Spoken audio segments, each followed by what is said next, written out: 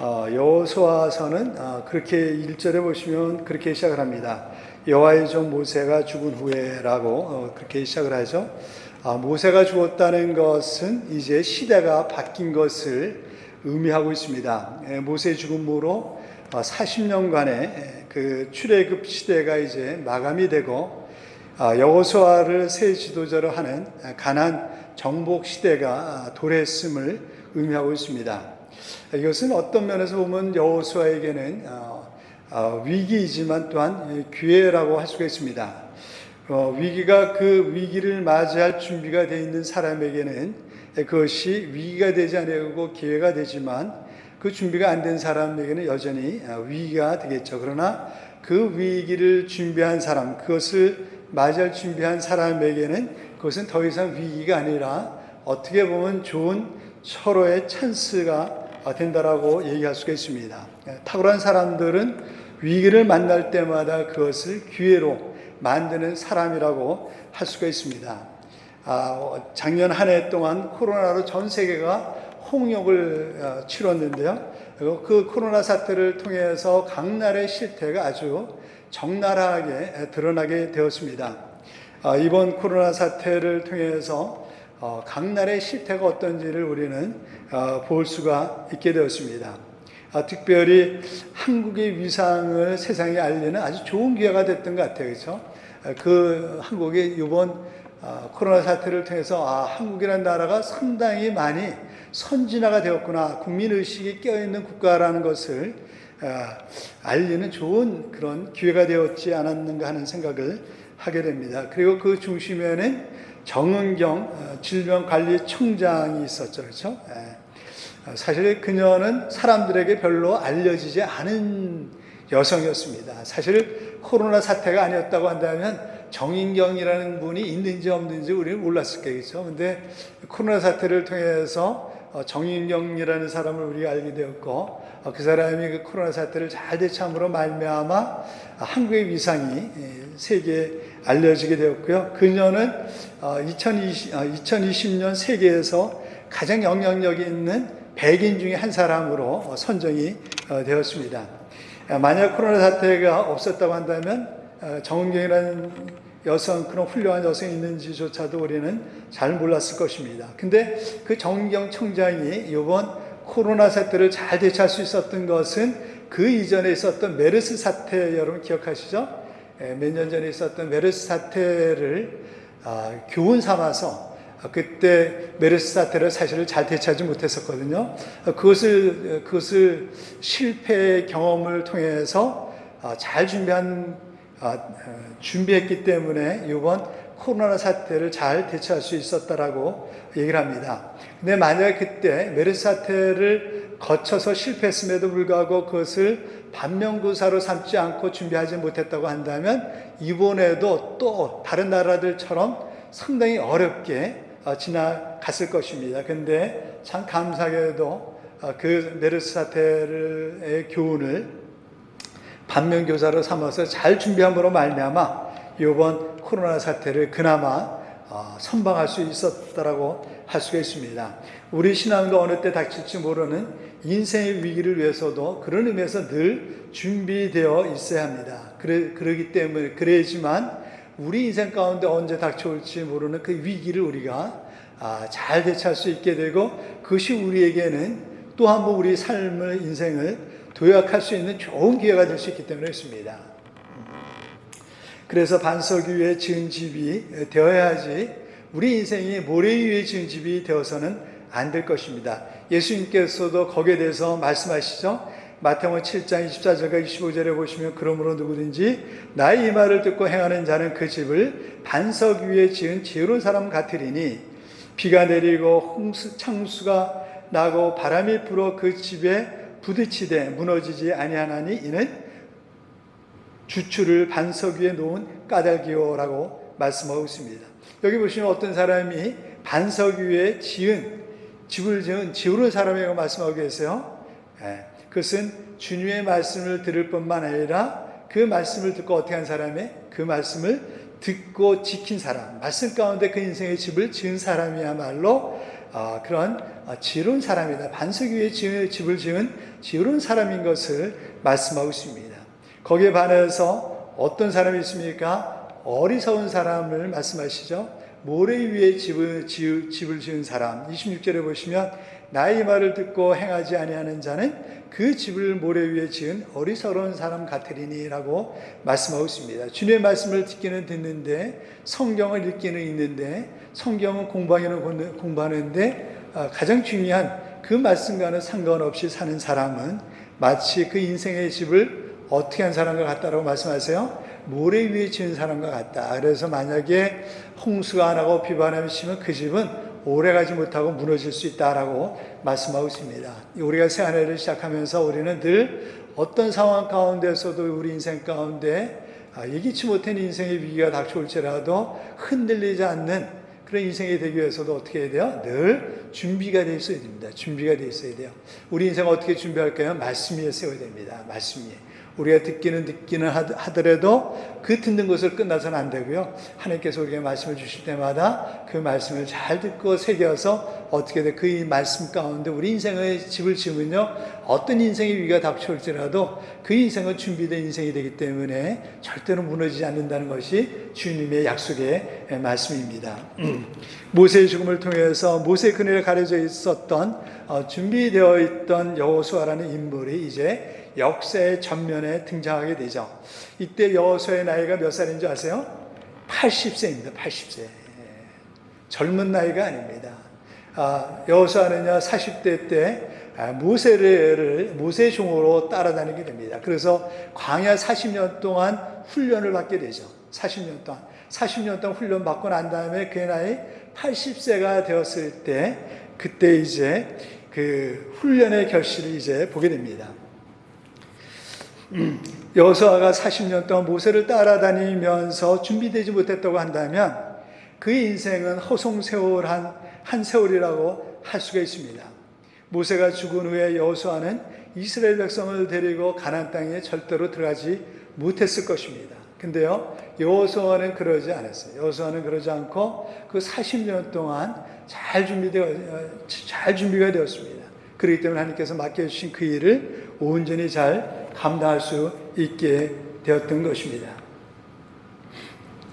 여호수아서는 이제 여호수아의 지도하에 이스라엘이 약속의 땅 가나안을 정복하고 그곳에 정착하기까지의 과정을 기록하고 있습니다. 특별히 오늘 본문의 말씀은 여호수아서 전체의 서론에 해당되는 말씀이라고 할 수가 있습니다. 오늘 본문에 보시면 하나님께서 새 지도자가 된 그 여호수아에게 다시 약속의 땅에 대한 언약을 새롭게 하시고 그를 격려하는 내용으로 되어 있습니다. 특별히 1절부터 4절에 보시면 거기에 그렇게 말씀하고 계십니다. 여호와의 종 모세가 죽은 후에 여호와께서 모세의 수종자 눈의 아들 여호수아에게 말씀하여 이르시되 내 종 모세가 죽었으니 이제 너는 이 모든 백성과 더불어 일어나 이 요단을 건너 내가 그들 곧 이스라엘 자손에게 주는 그 땅으로 가라. 내가 모세에게 말한 바와 같이 너의 발바닥으로 밟는 곳은 내가 너에게 주었노니 곧 광야와 이 레바논에서부터 큰 강 곧 유브라데 강까지 해쪽 속의 온 땅과 또 해지는 쪽 대해까지 너희 영토가 되리라라고 말씀하고 있습니다. 한마디로 요약을 하면 하나님께서 이전에 모세에게 약속하신 것처럼 이스라엘 자손이 밟는 모든 땅을 어떻게 하신다는 거예요? 이스라엘 땅으로 주신다는 것입니다. 이스라엘 땅이 될 것이라고 말씀하고 계시는 것입니다. 이 약속의 땅에 대한 하나님의 말씀을 보면 몇 가지 우리가 중요한 교훈을 발견할 수가 있습니다. 그것은 뭐냐면 하나님의 약속은 그것이 우리 삶의 실체가 되기 위해서는 우리가 가만히 있어서는 안 되고 어떻게 돼요? 도전해야 된다는 사실입니다. 하나님께서 우리가 많은 약속의 말씀이 있는데 그 약속의 말씀이 우리 삶의 실체가 되고 그것이 우리의 삶이 되기 위해서 그것은 가만히 있어야 되는 것이 아니라 도전하게 될 때 가능할 수 있다는 사실입니다. 하나님의 약속이 우리의 삶의 실체가 되기 위해서는 가만히 있어서는 안 됩니다. 여기서 3절과 4절에 보시면 뭐라 그랬어요? 너희 발바닥으로 밟는 곳을 내가 다 너에게 주었느니 어떤 것을 주셨다라고요? 발바닥으로 밟는 것. 누구의 발바닥이에요? 너희 발바닥으로. 남의 발바닥이 아니라 나의 발바닥으로 밟는 그 모든 것, 너의 발바닥으로 밟는 모든 것은 내가 너에게 주었다라고 말씀하고 있습니다. 하나님이 우리에게 약속하셨지만 그러나 그것은 거저 얻어지는 것이 아니라는 사실을 우리는 분명히 할 필요가 있습니다. 우리가 움직이지 않으면 결코 아무런 일이 일어나지 않습니다. 하나님의 약속임에도 불구하고 우리가 움직이지 않으면 아무런 일도 일어나지 않습니다. 새롭게 시작하지 않으면 아무런 일도 일어나지 않는다는 사실입니다. 하나님께서 약속하신 가나안 땅이라고 할지라도 이스라엘 백성의 소유의 땅이 되기 위해서는 어떻게 된다고요?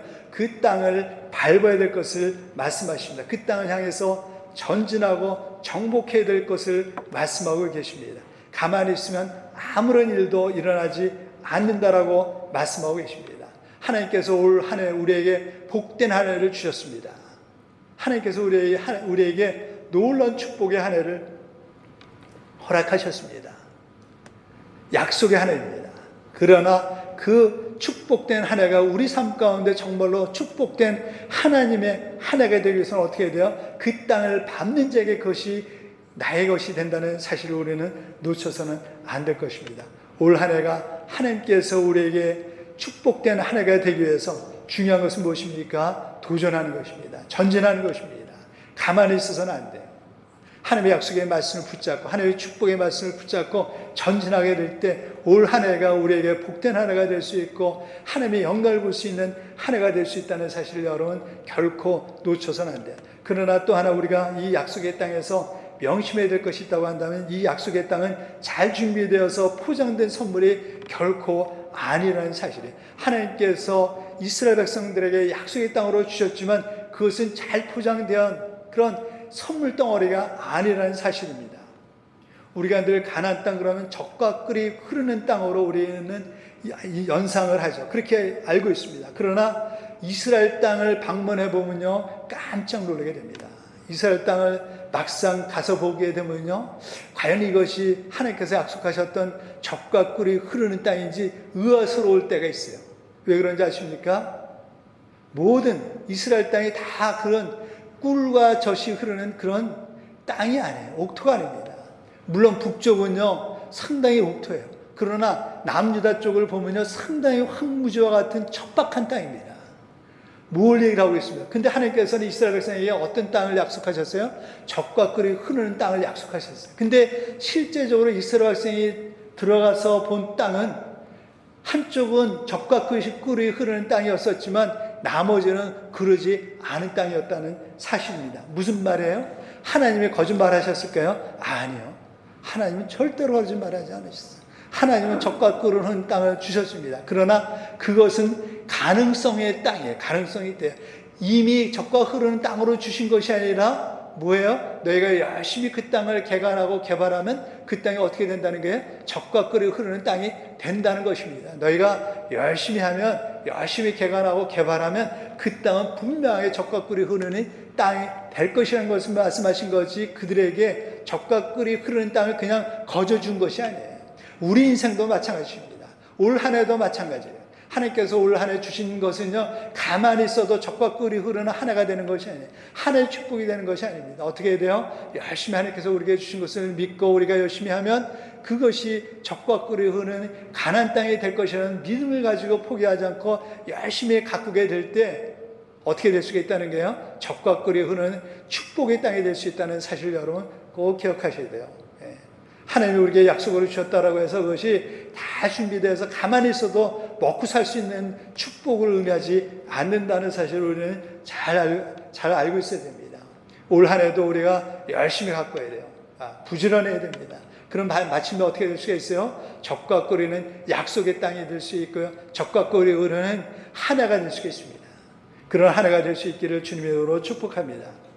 또한 이 약속의 땅은요 이스라엘 백성들이 싸워서 얻어야 될 땅이에요. 여러분 싸워서 얻어야 될 땅입니다. 6절에 보시면 거기 그렇게 말씀하고 계시죠. 마음을 강하게 하라 담대히 하라. 너는 이 백성으로 내가 내 조상에게 맹세하여 주려 한 땅을 얻게 하리라. 여기 보시면 계속해서 하나님께서는 여호수아와 이스라엘 백성에게 뭘 얘기를 하고 있습니까? 마음을 어떻게 해요? 강하게 하라 담대하라 라고 말씀하셨어요. 왜 그럴까요? 그것은 거저 얻어지는 것이 아니기 때문에 그렇거든요. 싸워서 쟁취될 것이기 때문에 그렇습니다. 우리가 연말에 우리 이 세상에서의 신앙 여정은 영적인 싸움터라고 말씀하셨어요. 여러분, 영적인 싸움터입니다. 영적인 싸움터예요. 그 싸움에서 우리가 승리하지 않으면 하나님께서 우리에게 약속하신 올 한 해가 우리에게 축복된 한 해가 될 수가 없어요. 누릴 수가 없습니다. 차지할 수가 없습니다. 하나님께서 우리에게 주셨지만 그것이 우리 것이 되기 위해서는 싸워서 이기게 돼요. 사탄 마귀의 싸움과 이기게 되고요. 나와의 싸움에서 이기게 되고요. 세상과의 싸움에서 이기게 되고요. 그랬을 때야만이 비로소 하나님께서 약속하신 것이 우리의 것이 될 수가 있습니다.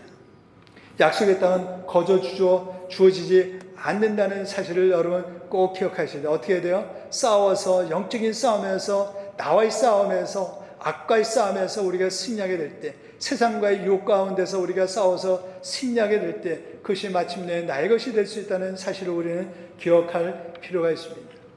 이 가나안 정복은요, 우리 신앙생활에 한해 모형이라고 얘기할 수가 있어요. 여호수아서를 통해서 우리는 우리 신앙 여정이 무엇인지를 우리는 잘 배울 수가 있습니다. 적과 꿀이 흐르는 땅은 결코 그냥 얻어지는 것이 아니라는 사실을 여러분 꼭 기억하세요. 도전하고 싸워서 쟁취해야지만 얻을 수 있는 땅이라는 사실을 여러분 꼭 기억하시기 바랍니다. 그러면서 6절과 9절에 보시면 하나님께서는 여호수아에게 마음으로 강하게 하고 담대하게 하고 두려워하지 말고 놀라지 말 것을 적극적으로 권면하고 계시고 격려하고 계신 것을 발견할 수가 있습니다. 특별히 9절에 보시면 이렇게 말씀하고 계시죠. 내가 내게 명령한 것이 아니냐, 강하고 담대하라, 두려워하지 말고 놀라지 말라. 내가 어디로 가든지 내 하나님 여호와가 너와 함께 하느니라 하시니라 라고 말씀하세요. 하나님께서는 약속의 땅에 대해서 말씀하시고 도전할 것을 말씀하시고 그것을 정복할 것을 말씀하시면서 계속해서 뭐라고 말씀하십니까? 강하라, 담대하라, 두려워하지 말라라고 말씀하세요. 왜 그랬을까요? 왜 여호수아에게 이런 말씀하셨을까요? 이걸 보면 지금 여호수아는 어떤 상황 가운데 있다는 사실을 알 수가 있습니까? 상당히 위축되어 있고 두려움 가운데 있다는 사실을 우리는 이 말씀을 통해서 알 수가 있어요. 만약에 여호수아가 두려움 가운데 있지 않다고 한다면 담대해야 상태 가운데 있다고 한다면 이런 말씀을 하지 않았을 거예요. 하나님이 보시니까 여호수아를 보니까 여호수아가 상당히 두려워하고 있는 거예요. 두려워하고 있는 거예요. 그래서 하나님이 말씀하신 건 뭐냐면 마음을 강하게 하고 담대하고 두려워하지 말라. 두려워하지 말라. 여호수아가 하나님께서 약속하신 가나안을 앞에 두고 그가 직면하고 있었던 문제가 뭡니까? 두려움이었어요. 두려움이었어요. 여러분 한번 생각해 보세요. 이스라엘 백성들이 그렇게 존경하고 따랐던 영적인 지도자였었던 모세는 죽었고요. 그리고 그들 앞에는 누가 기다리고 있습니까? 난공불락과 같은 그 블레셋 족속들이요, 가나안 족속들이 버티고 있죠. 이스라엘 백성들은요, 오합지졸과 같은 그런 훈련도 안 된 군사훈련을 제대로 받아본 적이 없는 그런 사람들이에요. 그런 백성들을 데리고 그들과 싸워서 승리해야 돼요. 자기는 한 번도 지도자 역할에 있어 본 적이 없었어요. 자기는 늘 모세의 종으로 모세가 시키는 대로만 했었지 한 번도 자기가 전면에 나서서 한 번도 지도자 역할을 해본 적이 없습니다. 근데 그 이스라엘 백성들을 이끌고 그 난공불락과 같은 가나안 땅에 들어가서 그들과 싸워서 이겨내야 돼요. 얼마나 두렵겠어요. 저는 그 심정이 이해가 될 것 같아요. 하나님께서는 여호수아가 지금 직면한 문제가 다른 문제가 아니라 이 두려움의 문제라는 사실을 너무나 잘 알고 있었기 때문에 여호수아에게 말씀하시죠. 마음을 강하게 하라, 담대하라, 그리고 두려워하지 말라. 우리가 어떤 일을 새롭게 하려고 할 때 우리가 직면하는 첫 번째 문제는 뭔지 아세요? 두려움이에요. 두려움입니다. 과연 내가 이것을 해낼 수 있을까? 혹시 이것을 잘못하다 보면 오히려 실패하고 이것 때문에 더 큰 어려움을 당하지 않을까 하는 두려움이 우리를 사로잡게 됩니다. 그래서요 우리는요 새로운 일을 시도하지 않으려고 그래요. 두려움 때문에 그래요. 어떻게 우리는 이 새로운 일을 하는 이 두려움을 극복할 수 있을까요? 9절에 보시면 거기에 대한 해답이 있습니다. 하나님의 해답이 있어요. 두려움 가운데 있었던 하나님, 여호수아에게 주셨던 하나님의 해답이 9절에 있습니다. 내가 네게 명령한 것이 아니냐? 강하고 담대하라. 두려워하지 말라. 놀라지 말라. 내가 어디로 가든지 내 하나님 여호와가 너와 함께 하느니라. 두려움 가운데 있는 여호수아에게 주셨던 하나님의 대답이 뭡니까? 그 비결이 뭘까요? 두려움을 벗어날 수 있는 비결. 하나님의 대답이 뭐예요? 내가 너와 함께. 내가 너와 함께 있어. 두려워하지 마. 염려하지 마. 우리가 새 일을 행하는 그 두려움 가운데서 벗어날 수 있는 비결이 뭘까요? 다른 데 있지 않습니다. 하나님이 뭐예요? 나와 함께 하신다는 것. 만약에 하나님께서 나와 함께 하신다는 것만 우리가 분명히 확신할 수 있다고 한다면 우리는 어떤 상황 가운데 있을지라도 절대로 두려워할 필요 없어요. 전지전능하신 하나님이 나와 함께 하신다면, 나를 사랑하신 그 하나님이 나와 함께 하신다고 한다면 여러분 뭘 두려워하시겠어요? 뭘 그렇게 염려하세요? 뭘 염려하세요? 하나님이 우리와 함께 하시지 않는 것이 문제지, 하나님이 우리와 함께 하신다고 한다면 뭐를 두려워하세요? 세상이 두려우세요? 문제는 거기에 대한 확신이 없기 때문에 문제가 되는 거죠. 그런 확신이 없기 때문에 문제가 되는 거죠. 이 내가 너희와 함께 하시겠다라고 한 하나님의 약속은 지금 우리에게도 동일하게 유효하다는 사실입니다. 예수님께서는 승천하시기 전에 제자들에게 그렇게 말씀하시죠. 너희는 가서 모든 족속으로 제자를 삼으라. 사실 예수님의 제자들은요, 한 번도 이스라엘 밖을 벗어나 본 적이 없는 총부들이었습니다. 그렇지 않습니까? 한 번도 이스라엘을 벗어난 적이 없는, 이스라엘 땅은 좁은 땅이에요. 한 번도 이스라엘 땅을 벗어난 적이 없는 총부들이었습니다. 근데 그 총부들을 향해서 예수님께서 뭐라고 말씀하시냐면 너희는 전 세계로 나가서, 온 세계에 나가서 그들에게 복음을 전해서 그들을 제자로 삼으라고 말씀하세요. 아마 그들도 예수님의 이 명령을 받았을 때 상당히 마음 한편에 상당히 부담감이 있었을 거예요. 의아했을 거예요. 우리는 한 번도 이스라엘을 벗어난 적이 없는데. 그런데 그들에게 예수님께서는 어떤 약속의 말씀을 주십니까? 볼지어다 내가 세상 끝날까지 너희와 항상 함께 있으리라. 지금 하나님께서 여호수아에게 주셨던 말씀과 똑같은 말씀을 주시고 계시지 않습니까? 똑같은 말씀을 주시죠. 그 일은 결코 쉬운 일은 아니지만, 그래서 너희가 두려워할 수 있고 염려할 수 있지만 한 가지 꼭 기억해. 내가 너희와 항상 함께 있다는 사실을, 내가 결코 너희를 떠나지 않는다는 사실을 너희는 꼭 기억하길 바란다. 그 주님은 지금도 우리와 함께 하신다는 사실을 아세요? 아십니까? 아세요? 네. 그것은 지금도 우리에게 유효하십니다. 그분은 임마누엘의 하나님으로 우리 가운데 오셨고 지금도 우리와 함께 하십니다. 그러므로 제자들에게 주셨던 이 약속의 말씀은 동일하게 지금 이 시대를 살고 있는 우리에게도 유효하다는 사실을 여러분 꼭 기억하세요. 마태복음 28장 18절부터 20절 예수께서 나와 말씀하여 이르시되 하늘과 땅의 모든 권세를 내게 주셨으니 그러면 너희는 가서 모든 민족으로 제자를 삼아 아버지와 아들과 성령의 이름으로 침례를 베풀고 내가 너희에게 분부한 모든 것을 가르쳐 지키게 하라.